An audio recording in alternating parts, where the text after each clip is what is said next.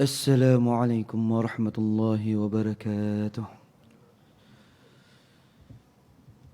نويت التعلم والتعليم والتذكر والتذكير والنفع والانتفاع والإفادة والاستفادة والحث على التمسك بكتاب الله وسنة رسوله والدعاء إلى الهدى والدلالة على الخير ابتغاء وجه الله ومرضاته وقربه وثوابه سبحانه وتعالى.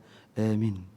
Sahaja kami berniat belajar dan mengajar, mengambil dan memberi peringatan, memberi dan mengambil manfaat, memberi dan mengambil faedah, mendorong kepada berpegang teguh dengan kitab Allah Subhanahu wa taala dan sunnah Rasulullah sallallahu alaihi wasallam, menyuruh kepada hidayah Allah Subhanahu wa taala dan memberi petunjuk kepada kebaikan kerana semata-mata mengharapkan kepada redha Allah Subhanahu wa taala, mendekatkan diri serta mengharapkan pahala daripadanya yang maha tinggi lagi maha suci. Amin. Allahumma amin. Ya Allah, terimalah doa kami. Alhamdulillah Rabbil Alamin. Bersyukur kepada Allah Subhanahu wa taala dapat bertemu dengan tuan-tuan dan puan-puan yang dirahmati Allah. Mudah-mudahan semua sentiasa dirahmati, diberkati, diluaskan rezeki, dikabulkan hajat, terpelihara berbagai jenis fitnah, terpelihara berbagai jenis yang tidak diingini, terpelihara berbagai jenis penyakit, terpelihara dengan benda yang kita tidak sukai, dan disembuhkan berbagai jenis penyakit yang sudah kena pada diri kita dan keluarga kita, jiran-jiran kita, saudara mara kita dan sekalian orang muslimin, muslimat, mukminin dan mukminat. Mudah-mudahan mereka semua dapat kesembuhan dan pemeliharaan Allah Subhanahu wa taala. Amin amin ya rabbal alamin. Tersambung balik kitab iaitu Tafsir Al-Quran, Tafsir Al-Quran di radio juzuk yang 30 daripada Ustaz Ahmad Syamis bin Muhammad. Kita dah sampai pada surah Al-Alaq. Suratul Alaq. Suratul Alaq iaitu surah yang namanya segumpul darah. Suratul Alaq, surahnya ada 19 ayat. Surah yang nombornya 96. Surah dalam Al-Quran ada 114. Ia tak akan lebih, ia tak akan kurang. Maka Suratul Alaq, nombor surah itu 96. Ayatnya ada 19. Ada berapa kalimah? 93 kalimah. Dan ada berapa huruf? 280 huruf. Ada setengah orang menghafal satu muka surat dia boleh hafal. Ada setengah orang satu baris pun tak boleh nak hafal. Maka dia kena ikut huruf. Hafal ikut huruf. Satu huruf Rasulullah sallallahu alaihi wasallam, alif lam mim. Alif lam mim. Maka alif satu huruf, lam satu huruf, mim satu huruf. Alif tu akan dapat pahala, akan dapat pengampunan dosa. Ketiga, akan dapat perhampiran darjat diri kepada Allah Subhanahu wa taala. Maka bila kita tak dapat nak menghafal satu surah ataupun satu muka surat ataupun dua muka surat, maka kita turunkan kepada setengah muka surat. Tak boleh pada setengah muka surat, turunkan pada satu baris. Tak boleh pada satu baris, turunkan kepada iaitu berapa ayat yang ke situ. Kalau satu baris itu 3 bahagian. 3 bahagian iaitu satu baris waktu 3 ayat, kita hafal satu-satu dulu. Tak boleh juga hafallah satu-satu kalimah. Sebab itulah ulama mengirakan dalam suratul Alaq ni ada 280 huruf. Maka kita bila kita hafal suratul Alaq, maksudnya kita hafal 280 huruf. Sebanyak itulah kita akan dapat pahala, sebanyak itulah kita akan dapat pengampunan dosa, sebanyak itulah kita akan dapat penghampiran diri kita dengan Allah Subhanahu wa taala. Maka ayat ni kita dah ayat ni pula. Penjelasan daripada pengarang ni, qala al-musannif rahmatullahi taala yanfa'una fi ulumihi uluman fid darain radhiyallahu anna wa radhiyallahu ankum. Maka kita dah jelaskan ni, iaitu malaikat Jibril alaihissalam bertemu dengan Nabi Muhammad sallallahu alaihi wasallam yang menurunkan surah Iqra ni daripada surah 1 sampai surah 1 pula, ayat 1 sampai ayat 5. Ayat 1 sampai ayat 5. Surah yang 96, tetapi yang turun pada Nabi Muhammad sallallahu alaihi wasallam di Gua Sur, iaitu ayat 1 sampai ayat 5. Bagi anak-anak yang bebal, bagi diri kita yang bebal, bagi orang-orang yang bebal. Kadang-kadang kita ni pun kadang-kadang bebal, bukan orang yang bebal.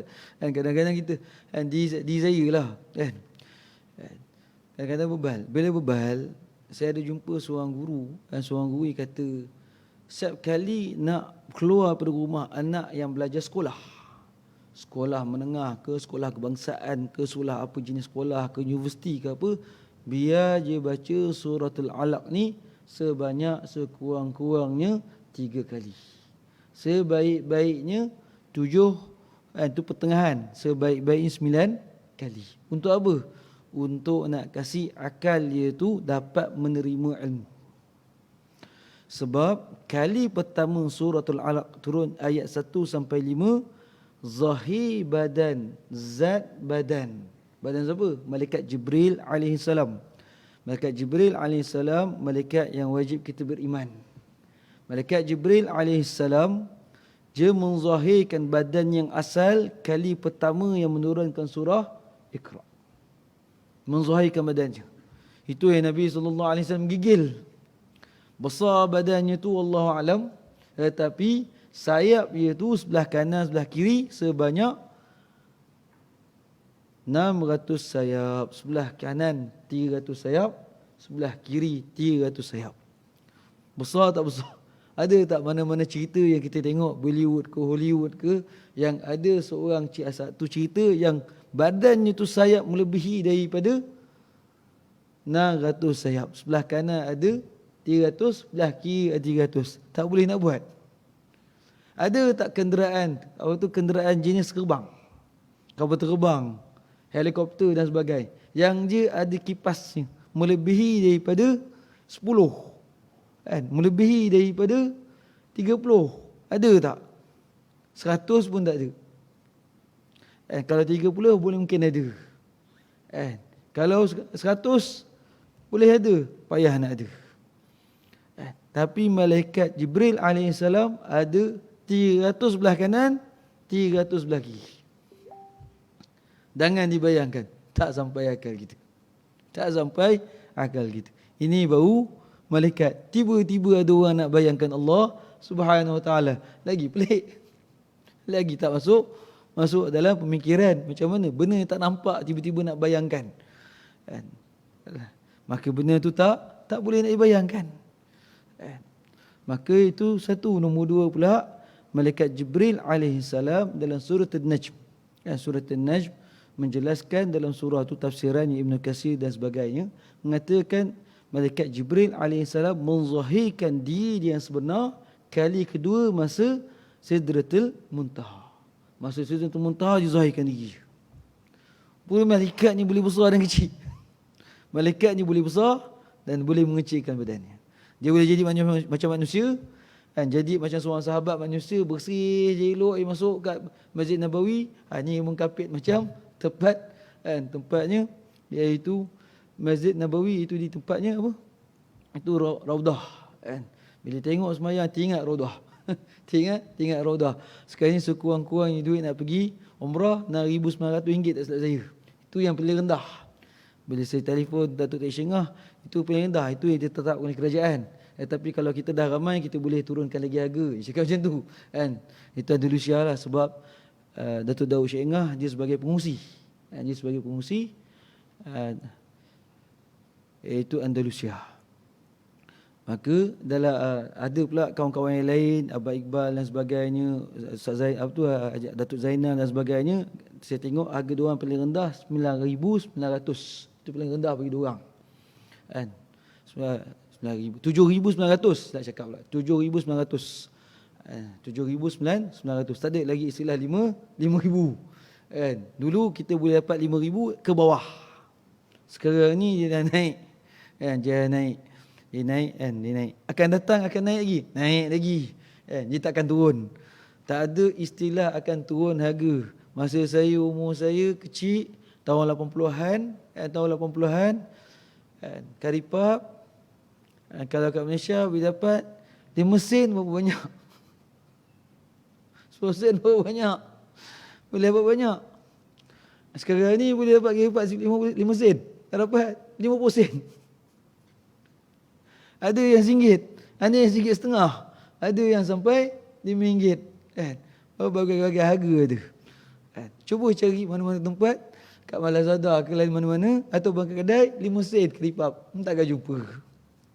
Kan? Maka tu zaman orang yang hidup 80-an, 70-an, 60-an merasai. Zaman sekarang ni lagi-lagi yang depan saya ni tak merasa. tak merasa benda tu. Kan? Tak merasa. Saya dulu sekolah dulu. Sekolah menengah Batu Sebelangat, pergi satu hari cukup untuk RM1.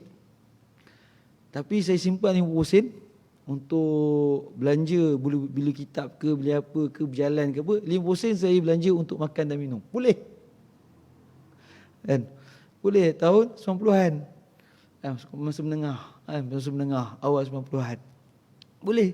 RM1, 50 sen untuk makan dan minum, 50 sen simpan. Zaman sekarang ni boleh tak? Handset pun baru bulan. Kan? Kalau sebulan, sekurang-kurangnya kalau pilih lain, yang RM5, RM10 tu, lain tak kuat. Normal dia macam tu. Kan? Biasanya RM60 ke atas. Itu yang paling rendah. Kecuali lah pasang wifi. Wifi barulah kuat. Dan wifi pun harga je.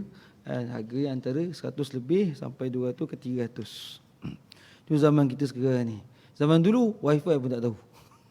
Handset pun tak tahu. Nokia pun kita tahu tahun awal tahun 2000. Nokia baru kenal.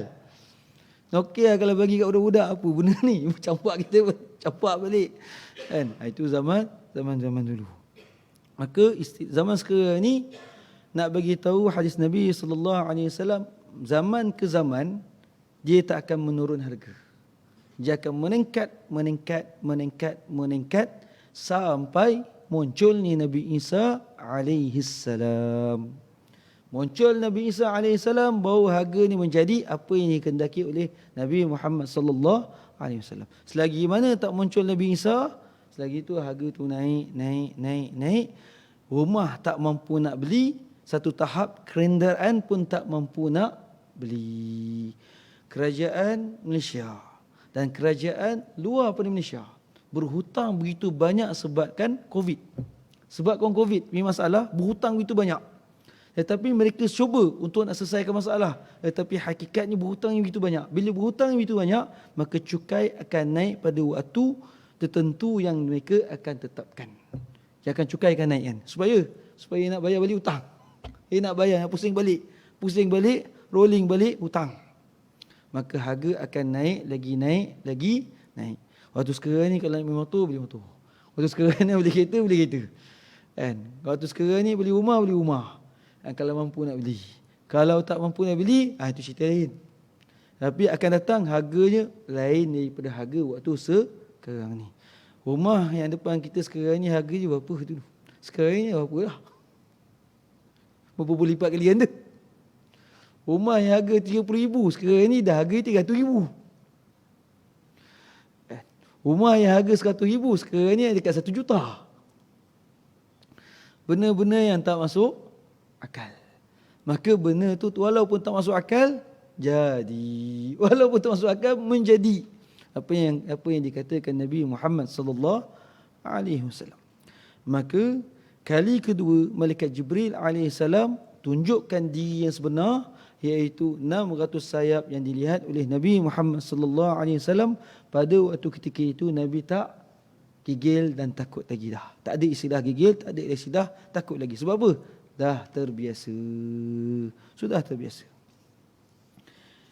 Yang terakhir sekali kita sampai kepada surah lagi, ayat nombor 6. Bulan hari bulan 9, bulan 10, 2020. Sekarang ni berapa hari bulan? Kan? 6, bulan 11, 2021. 1 tahun sebulan. Oh, jumpa tuan-tuan dan puan-puan yang dirahmati Allah. Kan? Alhamdulillah kita masih lagi panjang umur. Kan? Maka ayat ni ada 3 penjelasan. Kita jelaskan dulu. Kalla innal insana layadgha. Benarlah sesungguhnya manusia sememangnya melanggar batas. Kata Al-Qurtubi, Allah Subhanahu Wa Taala mengingatkan tentang kelebihan kepandaian manusia menulis. Faedahnya sangat besar dan tak terduga oleh manusia kerana setiap ilmu dapat dicatat. Begitu juga hukum-hukum dan perkhabaran orang-orang terdahulu kala serta tutur kata mereka, bahkan kitab Allah Subhanahu Wa Taala yang turunkan itu semuanya tercatat dengan perantaraan tulisan. Tanpa tulisan semuanya urusan dunia dan agama tidak dapat dijalankan dengan betul. Manusia dimuliakan oleh Allah Subhanahu Wa Taala dengan adanya ilmu yang diperolehi dengan perantaraan membaca dan menulis. Quran dikumpulkan pada zaman Nabi sallallahu alaihi wasallam, iya ataupun tidak? Dikumpulkan? Tidak dikumpulkan, dihafazkan semata-mata. Tidak dibenarkan menulis hadis-hadis Nabi sallallahu alaihi wasallam. Hanya hafal semata-mata hadis Nabi sallallahu alaihi wasallam. Maka hanya dibenarkan pada zaman Nabi sallallahu alaihi wasallam menulis di telapah-telapah kamar ataupun mana-mana batu ataupun kayu-kayu, iaitu ayat-ayat yang mereka dengar daripada Nabi Muhammad sallallahu alaihi wasallam. Kenapa Nabi sallallahu alaihi wasallam melarang menulis hadis? Sebab apa masalah? Rujuk terus pada Nabi Muhammad sallallahu alaihi wasallam. Dah ada Nabi, rujuk pada dia. Nak rujuk pada orang lain.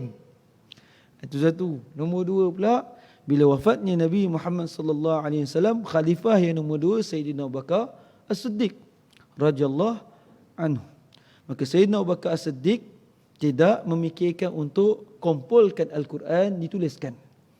Maka Sayyidina Umar Khattab risau. Sahabat-sahabat yang menghafal Al-Quran ramai meninggal mati syahid dalam peperangan. Takut hilang Quran tu. Maka Sayyidina Umar Al-Khattab bertegas dalam tiap-tiap kali mesyuarat dengan Sayyidina Abu Bakar As-Siddiq supaya adakan kumpulkan Al-Quran dan jadikan naskah macam mana yang ada pada kita. Benda tu dibuat oleh Nabi? Tidak. Dibuat oleh siapa?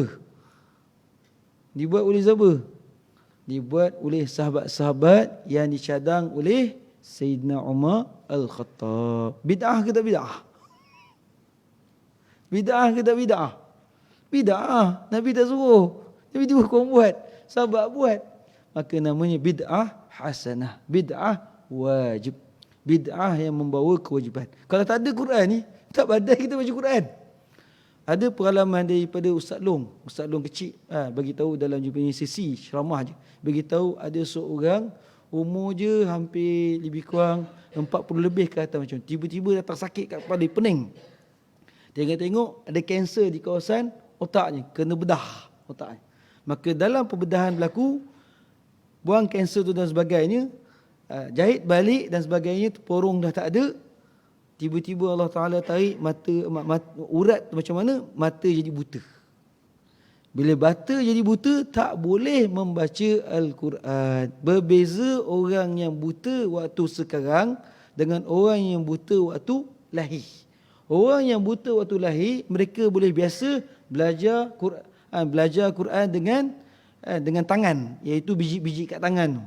Alif, berapa, ba, macam mana, sa, macam mana. Dia boleh baca benda tu dengan keadaan macam tu. Tetapi bagi umur yang meningkat, yang tak pernah belajar benda, tiba-tiba buta, dia nak baca Quran tak boleh. Sampai dia mengadu kat Ustaz Long, dia kata, saya sedih sangat tak dapat baca Quran. Sampai bila naik kereta dengan Ustaz Long kereta, dia kata, nampak gambar-gambar keluar. Kalaulah saya buta sama dapat selamat dari pandangan semua apa. Nampak semua tak aurat, gambar-gambar tak aurat semua. Lagi-lagi masuk mall dan sebagainya. Tetapi lepas tu bila duduk dan sebagainya, Ustaz Long tanya orang ni. Kalaulah dicelikkan mata, apa mula-mula nak buat? Jawapannya apa? Tengok Al-Quran, lihat Al-Quran. Asalkan Quran tu tak dibuat oleh Nabi Muhammad, tak dia arahan. Arahannya siapa? Arahan daripada Sayyidina Umar Al-Khattab, bukan memberi arahan, bagi cadangan. Bagi cadangan pada Sayyidina Abu Bakar Siddiq. Sayyidina Abu Bakar Siddiq tak nak buat. Tak ada arahan Nabi. Kenapa nak buat?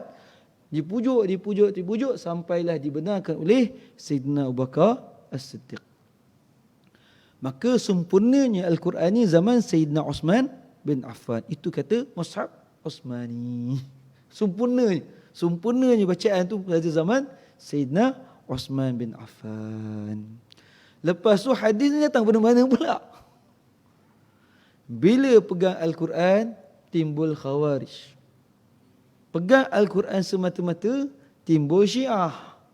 Semua-semua ni melawan kerajaan Nabi Muhammad sallallahu alaihi wasallam ila khulafa ar-rasyidin.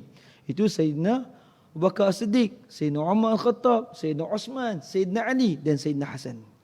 5 orang ni khulafa ar-rasyidin. Mereka ni khulafa ar-rasyidin. Sayyidina Hasan hanya 40 hari saja memerintah. Kejap saja memerintah. Lepas tu bagi tahta ni kepada Muawiyah supaya jangan berlaku pergaduhan. Maka pada zaman pada zaman Hasan lah tak ada banyak kisah, tak ada banyak pembunuhan sebab dia terus serahkan kuasanya kepada Muawiyah, sebab Muawiyah lebih berumur pada dia, lebih hampir dengan Nabi sallallahu alaihi wasallam. Maka dia ta'zim, dia hormat walaupun dia cucu Nabi Muhammad sallallahu alaihi wasallam. Maka bila hadis ni muncul? Hadis ni muncul pada zaman Umar bin Abdul Aziz. Zaman Sayyidina Umar bin Abdul Aziz kata tak boleh jadi ni. Kena kumpulkan hadis-hadis Nabi sallallahu alaihi wasallam sebab ramai tak boleh faham Quran ni. Semayang jadi 3, semayang nak jadi 5 dan sebagainya, tak betul, kena tertib tu benda ni. Kumpulkan hadis. Bila kumpul hadis, banyak kitab-kitab hadis. Maka yang kemudian kebanyakan yang kemudian yang mengumpulkan hadis iaitu yang terkenal iaitu Muwatta, kitab Muwatta daripada Imam Maliki. Itu yang terkenal. Sebenarnya atas pada mereka ada lagi ulama-ulama yang mengarang. Maka ulama-ulama yang mengumpulkan hadis menjadi rijal muhaddisin, ulama tetapkan mereka kena hafal 100,000 hadis. 100,000 hadis baru kita kata dia ni ulama hadis. Macam tuan-tuan kata saya ulama hadis, tak. Saya faham hadis tapi bukan ulama hadis. Saya faham hadis ni macam mana. Ada yang boleh faham, ada kadang-kadang saya tengok ni tak boleh faham, ni kena murajaah balik. Kadang-kadang murajaah tak jumpa, kena tanya kawan-kawan yang mahir dalam hadis. Bukan semua yang saya mahir. Maka orang yang dikatakan ulama hadis hafal 100,000 hadis. Bila hadis tu muncul, barulah muncul seorang orang muhaddis yang nak kumpul ke seluruh hadis, nak tahu hadis ni betul ke salah, tak betul. Itulah barulah Imam Bukhari, Imam Muslim, Imam Nasa'i dan sebagainya. Muncul kemudian.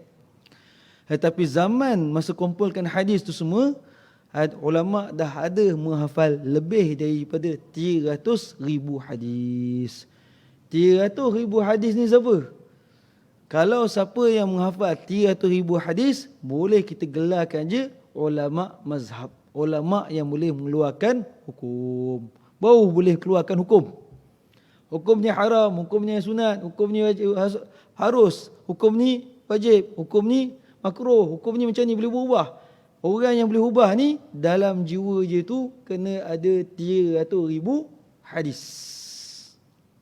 Baru boleh kata Imam Syafi'i tak betul. Baru boleh kata ulama ni tak betul. Kena ada 300,000 hadis. Barulah boleh kata ulama mazhab ataupun ulama tarjih mazhab. Ulama tarjih mazhabnya apa? Ulama yang updatekan terkini apa yang dikeluarkan oleh fatwa-fatwa ulama-ulama yang terdahulu. Imam Syafi'i ada fatwa-fatwanya. Ada fatwa baru, ada fatwa lama. Maka kitab tu kitab Al-Um. Dalam kitab Al-Um tu kita pakai tak? Kita tengok, kita jauh pada Imam Syafi'i ni, kita akan pakai pada yang pertengahan. Siapa? Imam Nawawi. Imam Nawawi punya fatwa ada tak bawah lagi pada dia. Kita pakai yang sekarang ni terakhir sekali, iaitu Imam Ramli dengan Imam Ibn Hajar. Maka kat Malaysia banyak mengakaikan cara sembahyang kita, cara kita berzakat, cara kita untuk beramal hukum agama, kan? Sembahyang kita, muamalah kita, haji kita banyak lebih kepada kitab An-Nihayah, itu Imam Ramli. Kan? Imam Ramli. Maka mereka kita panggil ulama tarjih, ulama yang update terkini mazhab. Kenapa saya bagi tahu cerita-cerita semua ni? Supaya tahu kisah hadisnya datang dari mana. Nabi larang asalnya dalam sejarah. Nabi tak kasih orang tulis hadis. Sebab apa masalah berkaitan dengan hadis, takut bercanggah, datang pada Nabi SAW. Sebab Nabi SAW pernah satu ketika nak bagi tahu kat orang hari malam Lailatul Qadar digenapkan satu hari. Kan? Dan nak genap macam contohnya Rasulullah nak bagi tahu Lailatul Qadar 27 hari bulan Ramadan. Nak genapkan maknanya carilah pada malam 27 tu lah. Tiba-tiba Rasulullah keluar, tengok sahabat bergaduh. Gaduh-gaduh. Rasulullah tak jadi nak bagi tahu. Rasulullah kata carilah antara 5 hari ganjil, antara 10 malam yang terakhir Ramadan. Maka Rasulullah nampak zaman Nabi pun ada masjid dibuat oleh orang munafik. Kan? Ada masjid dibuat pada munafik. Dibuat masjid tu elok di Madinah. Elok di Madinah dibuat masjid tu. Dan bila elok, lepas tu dia kata kepada Rasulullah, ya Rasulullah, tolong rasmikan masjid kami. Rasmikan masjid kami. Masa tu Rasulullah SAW nak pergi perang Hunain, tak silap. Itu perang Hunain, perang dengan Rom. Nak berperang dengan Rom. Rasulullah kata, sekarang ni nak berurusan dengan Rom. Biar balik nanti, baru saya akan datang untuk memuliakan masjid ni. Baru saya nak muliakan masjid ni. Lepas tu Rasulullah pergi, arahan pada Allah Subhanahu Wa Taala masa nak balik, ini orang munafik punya masjid, runtuhkan. Rasulullah suruh runtuhkan masjid. Zaman Nabi dah ada orang buat masalah dengan Nabi SAW. Lagi-lagi zaman sekarang ni. Lagi-lagi dengan Nabi ada orang masalah. Lagi-lagi dengan kita. Lagi-lagi dengan kawan-kawan. Benda tu benda zaman Nabi lagi. Adakah zahirnya Nabi SAW semua orang jadi malaikat? Tak. Sama macam kita juga. Tetapi Nabi SAW cekal. Nabi SAW buat apa yang dia suruh. Apa jadi ke, nak mati ke, tak buat. Itu sifat Nabi SAW sampai berjaya. Kan? Maka lahirnya sahabat, produk Nabi SAW, anak murid Nabi SAW, maka jadinya Quran. Lepas tu Quran tak boleh. Kalau siapa tanya saya, kata kalau kita pegang Quran sahaja, boleh ke tak tolak hadis? Macam mana kita nak sembahyang? Ada tak tata tertib dalam Quran menceritakan sembahyang bermula dengan takbir dan akhir dengan salam? Baca Fatihah dulu, lepas tu baca sunatnya macam ni, rukuknya macam ni. Tak ada dalam Quran. Ada dalam mana? Dalam hadis Nabi SAW. Sebab itulah orang yang mengeluarkan hukuman tentang sembahyang, ibadah, muamalat, munakahat, faraid, etik, jinayah, semua tu orang tu kena hafal 300,000 hadis. Baru dapat membezakan antara hadis dengan hadis.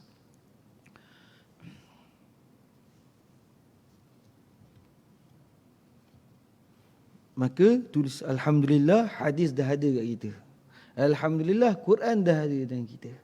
Tetapi kalau kita pegang Quran dan hadis sahaja, selamat tak? Asalkan hadis kata, adda alaihi bin nawajis. Gigitlah Quran dan hadis dengan gigi geram kamu. Selamat tak? Tak selamat zaman sekarang ni. Kena ijma' dan qiyas. Sebab apa kena ijma' dan qiyas? Sebab ijma' dan qiyas, ulama' dah ada pengalaman orang sesat dengan Quran dan hadis. Syiah ada Qurannya, Syiah ada hadisnya. Qadiani yang duduk tadi dekat dengan kita ni, boleh hapus tak je? Payah nak hapus. Tutup, buka balik, tutup, buka balik, tutup, buka balik. Dia boleh sampai Mekah tak? Sampai kat Mekah je. Dia boleh buat umrah. Kalau orang aja pergi ikut Ghulam Ahmad, je pertama sekali tunjukkan kita janji sembahyang, tunjukkan je puasa. Lama kelamaan dia akan bagi tahu sebenarnya kita ikut Ghulam Ahmad, tak ada istilah sembahyang 5 waktu, tak ada dalam Quran, sembahyang pakai niat saja. Itu dalam Qadiani. Orang Qadiani kat Malaysia tak nampak dia punya pattern tu orang. Tapi kalau kat Mekah nampak. Dia orang pakai serban hijau. Serban hijau. Serban hijau, lepas tu dia ada kumpulan-kumpulan dan kasar lain macam. Kasar je lain macam. Tiba-tiba viral baru-baru ni. Viral, ada orang kata Yahudi dah masuk Mekah, tawaf. Betul ke? Tak ada orang kafir boleh masuk Mekah. Tak ada orang kafir boleh masuk Madinah. Orang kafir berusaha beratus-ratus tahun nak masuk Mekah dan Madinah, tak pernah berjaya. Masa saya belajar di sana, dia Allah Ta'ala rezekikan saya sana, tak pernah mereka berjaya masuk Mekah dan Madinah. Tiba-tiba Yahudi dia boleh masuk. Kan? Ini bukan Yahudi yang saya tengok dalam video tu, dia zikir la ilaha illallah tetapi dengan cara dia. Kan? Jadi kan? Jadi cara benda tu dia nak cepatkan sebabkan dia tarikat di kawasan Turki dan pakaian mereka orang Turki. Tiba-tiba kata orang Turki ni orang kan? Kalau yang buat konsert tu betul lah salah kan. Yang konsert tu betul lah salah. Tapi jangan pula sampai kat Mekah pula cerita yang tak betul. Macam kita cerita pula. Yang betul tetap betul, yang salah tetap salah. Kan? Mana ada orang kafir boleh masuk Mekah? Kan? Mana ada orang kafir boleh masuk Madinah? Dajjal pun tak boleh masuk dua-dua tu. Apa lagi orang kafir? Apa lagi orang kafir? Kebiasaan orang kafir yang masuk ke Mekah, kebanyakannya mereka akan dikeluarkan ataupun masuk Islam. Kebanyakan. Dan kebanyakan yang masuk ke Mekah, orang kafir bila masuk dia tengok, cakap, mana Kaabah? Kita nampak Kaabah, kita nampak Kaabah. Kan? Mana Kaabah? Cakap tu depan mata. Lepas tu dia tanya. Akhir sekali orang yang dia tanya tu muskil. Kamu ni orang Islam ke orang Islam sebenarnya? Dia pun terdiam. Sebenarnya saya bukan orang Islam. Kalau kamu nak nampak Kaabah tu, Islamkan diri. Macam mana? Mengucap 2 kalimah syahadah dengan rukun-rukunnya. Percaya pada Allah Subhanahu Wa Taala tak ada Tuhan selainkan Dia. Percaya Nabi Muhammad ialah Nabi yang bawa agama pada kita. Lepas tu ucapannya asyhadu an la ilaha illallah wa asyhadu anna Muhammadar Rasulullah, iaitu saya nak saksi tak ada Tuhan melainkan Allah dan saya nak saksi Nabi Muhammad itu pesuruh Allah. Tak ada ubahan daripada bahasa, yakin daripada hati apa yang kita cakap dengan mulut. Sempurna benda tu kamu cakap asyhadu an la ilaha illallah dengan faham maksudnya, dengan yakin dalam hati asyhadu anna Muhammadar Rasulullah, Islam dah orang tu. Bila mengucap nampak Kaabah. Itu salah satu kisah daripada ulama-ulama yang menceritakan orang kafir masuk Mekah. Ada seorang lagi orang kafir masuk kawasan Mekah tapi tak masuk di dalam kawasan Masjidil Haram directly. Dia masuk daripada lubang iaitu nak menuju pada air telaga Zamzam. Ada satu lubang kat bawah. Bila masuk kat dalam tu pakai pernafasan dan sebagainya macam masuk laut. Masuk kat dalam tu tak jumpa tepi. Tak jumpa tepi. Bangkit-bangkit dia kata ini satu benda yang sains tak boleh kaji. Kan? Dia cakap saya nak masuk kat dalam Kaabah, semua apa nak tengok apa dalam kat sana. Tak boleh. Kamu kena masuk Islam tu. Masuk Islam je. Masuk Islam. Itu kelebihan-kelebihan yang ada di Mekah. 100,000. Kalau orang baik, satu huruf baca Bismillah, pahala tu 100,000. Itu belum semayang, belum zikir, belum apa. Kalau Madinah, berapa? 1,000. Baca 1,000 pahala je. Tapi jangan buat dosa. Kalau dosa terbalik. Dosa, kalau di Madinah, satu dosa kita buat, menipu sekali, dapat dosa 1,000. Kalau kat Mekah, 100,000 dosa je. Perlawanan. Maka di Mekah, kan, seelok-eloknya kita kalau tahu kita ni orang yang dah nak hampir pada nak buat dosa, baik kita tinggalkan Mekah. Sebab Mekah tu dosa je, dia punya angka tinggi. Catatan daripada dosa ni tinggi daripada tinggi pada tempat-tempat yang lain. Benarlah sesungguhnya manusia tu sememangnya melanggar. Kan? Inna rabbaka in ra'ahu istaghna. In ra'ahu istaghna. Kerana dia melihat dirinya serba cukup. Inna ila rabbika ruj'a. Sesungguhnya kepada Tuhan engkau tempat kembali. 3 ayat ni. Yakni kemudian Allah Subhanahu wa taala mengkhabarkan perkara yang menyebabkan manusia itu sombong, tidak mahu menerima kebenaran, bahkan suka melanggar batas. Iaitu benarlah sesungguhnya manusia itu sememangnya suka melanggar batas agama dan suka mengikuti kemahuan hawa nafsunya serta bersikap sombong, tidak mahu menerima kebenaran dari Allah Subhanahu wa taala yang menyebabkan adanya sifat tercela ini. Kerana dia melihat dirinya serba cukup dan menjadi kaya raya, lantaran itulah dia sombong, tidak kenal diri. Maka dan ini dalam penjelasan. Kalla, benarlah, innal insan la yadgha. La yadgha. Apa maksudnya? Benarlah sesungguhnya manusia itu sememangnya melanggar batas. Apa maksudnya? Kita, fitrah kita suka buat dosa. Fitrah kita kalau orang larang, itu yang kita nak. Itu fitrah. Fitrah. Ya ra'ahu istaghna. Kerana dia melihat dirinya serba cukup. Sebab apa? Kalau budak-budak, degil lain macam. Kenapa degil? Dia sihat, tak pernah rasa sakit. Tak pernah rasa pening. Jarang rasa pening. Boleh menghafal elok je. Dia tak pernah rasa lagi masa waktu sakit. Bila rasa sakit, oh macam ni sakitnya, rupanya ayah saya macam ni. Ayah kita kata, hafallah Quran dulu, bacalah Quran dulu. Sebelum jadi macam ayah, kita memikir, apa ayah ni cakap? Rupa-rupanya ayah tak boleh hafal kuat dah. Kuat ingatan dah kurang dah. Kuat ingatannya pun dah kurang. Nak hafal tak boleh. Masa kecil, masa tak dapat rezeki macam mana, hantar mazhab tahfiz. Masa kita kecil tahun 70-an, mana ada mazhab tahfiz? 60-an, mana ada mazhab tahfiz? Pondok pun tak ramai orang yang ada pondok. Memang ada pondok tapi tak ramai. Sebab jajahan daripada British. Zaman British boleh baca Quran tapi tak boleh belajar maksud Al-Quran. Kalau tak kena tangkap. Maka zaman kita ni baca Quran, mengajar, saya mengajar tafsir, kena tangkap tak? Tak kena tangkap, elok je. Maka manfaatkanlah masa itu sebaik mungkin. Sebab itulah kalau kita dengar ayah kata, Fal, gaya ni dan sebagainya. Kenapa ayah? Sebab kita tak sampai masa dia lagi. Kita tak sampai masa hidup je. Macam umur kita mungkin 15, tak sampai masa umur 60, tak sampai umur 40. Saya umur 40 ni dah macam-macam alat dekat rumah dah. Yang cek kat tangan ada, yang cek kat nadi oksigen kat badan ada, untuk pernafasan hidung pun ada. Sebab apa?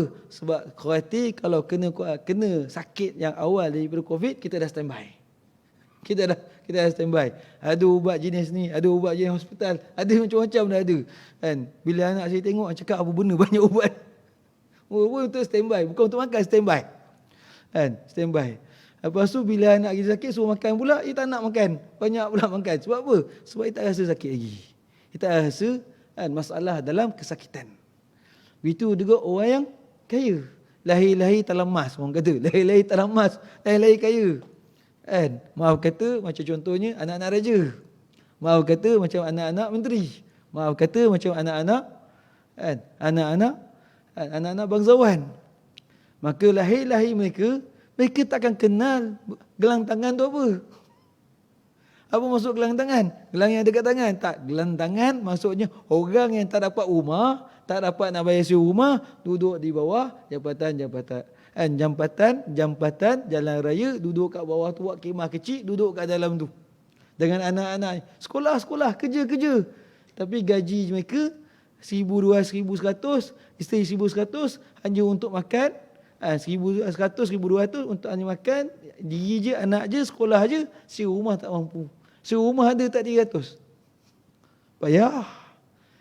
PPR nak dapat sekarang ni senang, susah. Tak sama macam dulu. Pada awal tahun 2000, kalau kita naik pada pejabat rumah PPR Kuala Lumpur, kali pertama kita datang, kali kedua kita datang dengan royan, kali ketiga datang dengan royan, bawa anak-anak sekali, bagi dah. Sekarang ni tak. 10 rayuan hantar, tak bagi-bagi. Itu pengalaman saya sendiri lah. Mula-mula saya balik dari Yaman tahun 2014, 2012, 12 sebelah saya balik. 2013 saya nak ambil rumah PPA, waktu sementara waktu kerana sewa je 100 lebih, 130 ringgit je. Saya layak untuk ambil, tapi saya pergi berkali-kali bawa isteri bawa anak balik Pariaman dan sebagainya. Tak dilayan. Tak dia 9 kali surat rayuan. Saya pun pelik kenapa. Jadi hari sekali saya buat tak kisah je lah. Saya buat tak kisah, saya usaha macam mana nak buat je lah. Tak boleh kan. Kita usaha mana boleh, mana yang boleh. Maka sebab apa? Sebab apa orang-orang atasan ni kadang-kadang tak faham orang susah? Sebab dia tak pernah rasa susah. Sebab itulah Allah Ta'ala datangkan balak COVID ni, ramai yang datang ke saya. So datang ke rumahnya dan sebagainya. Dia tengok rumah besar, rumah kan. 3 kali tempat ni lah. 3 kali surau ni. Kan. Dia punya tamu ni dah besar surau ni. Tamu surau. Kan. Minta datang. Lepas tu saya cakap, kenapa? Kawan saya cakap, dia kena minta datang. Cakap kenapa? Kan. Ya, lepas tu borak. Lepas tu dia hantar ke kereta. Haji tu cakap apa dengan saya? Ustaz, saya gaji saya datang dari Singapura. Lama dah datang ke Malaysia. Lepas tu tahun 95, sekarang ni jadi rakyat Malaysia. Isteri saya pun jadi rakyat Malaysia. Gaji saya sebulan antara 1 juta RM ke 2 juta RM. Oil dan gas dengan minyak perusahaan bahagian minyak dan gas. Minyak dan gas. Di pengurusan yang itu yang bahagian dibuat. Maka pekerjanya ada lebih kurang 60 orang yang sama dengan je. Yang gonta-ganti lain yang sama betul dengan je 60 orang. Lepas tu dia keluar yang kata, cakap dengan saya, Ustaz, sekarang ni masa PKP berlaku bulan 3, bulan 4, kan, hampir 2 tahun, 1 bulan tak ada gaji langsung. Kosong. Asalnya 2 juta RM. Macam mana boleh jadi kosong? Saya tak sempat nak tanya dengan dia sebab apa jadi kosong. Macam mana boleh jadi kosong ni? Apa punca je? Saya jadi kosong, Ustaz. Jadi kosong. Jadi kosong.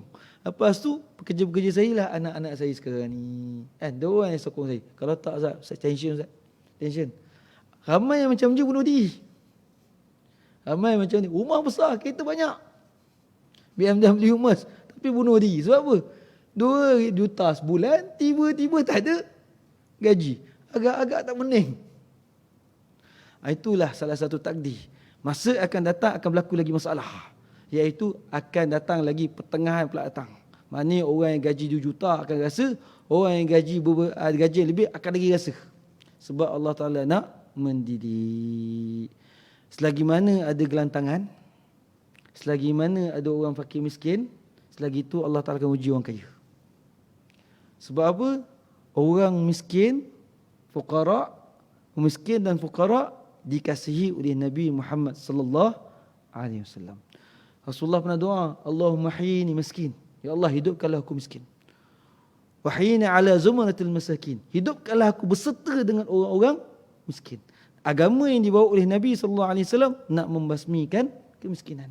Tiba-tiba ramai orang Islam, kita biarkan gelantangan orang susah, biarkan semua apa. Tak apa, Allah Ta'ala tak apa, tunggu masa. Allah Ta'ala bagi satu demi satu. Dan bukan orang tu saja kan, tak saya semua terkesan. Semua terkesan dengan PKP. Kan? Semua terkesan. Maka itulah yang Allah Ta'ala kata, kerana dia melihat diri ni bersyukur, maka dia tak menghiraukan yang lain. Langgar. Nak bayar zakat, tak nak bayar zakat, nak susah-susah. Dia tak peduli. Apa yang agama kata, dia tak peduli. Inna ila rabbika ruja'ah. Sesungguhnya kepada Tuhan engkau tempat kembali. Apa maksudnya Tuhan tempat kembali? Maksudnya kat sini ialah Allah Ta'ala yang bagi kamu rezeki dan Allah Ta'ala juga akan aturkan dalam kehidupan kamu. Kalau di dunia Allah Ta'ala bagi ujian, maksudnya ada harapan untuk sedar. Tetapi jangan sedar waktu dalam kubur. Sedar dalam kubur, na'udzubillah min zalik. InsyaAllah kita sambung ke datang yang baki pada ayat yang nombor 9.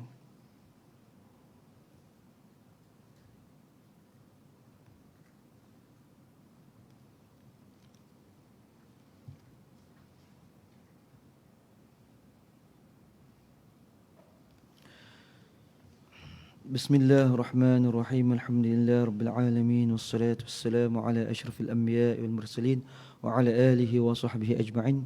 Ya awwalil awwalin, ya akhiril akhirin, ya alim fis sudur. Ya Allah, mengetahui segala rahsia-rahsia kami. Allah, ampunkanlah sekalian dosa besar dan dosa kecil yang telah kami lakukan, ya Arhamar Rahimin. Ampunkanlah sekalian dosa besar dan dosa kecil. Bagi ibu bapa kami, rahmatkanlah mereka sentiasa. Ampunkanlah sekalian dosa besar dan dosa kecil. Bagi guru-guru kami, dan rahmatkanlah mereka sentiasa. Ampunkanlah sekalian dosa besar dan dosa kecil. Bagi pasangan kami, anak-anak kami, cucu-cucu kami, keturunan kami, adik-beradik kami, kawan-kawan kami, jiran-jiran kami, sekalian mukminin dan mukminat, dan sekalian muslimin dan muslimat yang masih hidup dan sudah meninggal. Pimpinlah kami pada jalan yang benar, supaya kita sentiasa dalam rahmat-Mu, sentiasa dalam berkat-Mu, supaya angkat laknat, angkat benda yang tidak diingini, angkat kesakitan yang sudah kena pada diri kami, dan pimpinlah kami pada jalan yang benar supaya dapat masuk syurga-Mu ya Aziz ya Ghaffar ya Rabbil Alamin. Wa sallallahu ala sayyidina Muhammadin nabi ummi wa ala alihi wa sahbihi wa sallam, walhamdulillahi rabbil alamin. Subhanakallah bihamdihi, subhanakallah bihamdika, asyhadu an la ilaha illa anta, wa nastaghfiruka wa natubu ilaih. Assalamualaikum warahmatullahi wabarakatuh.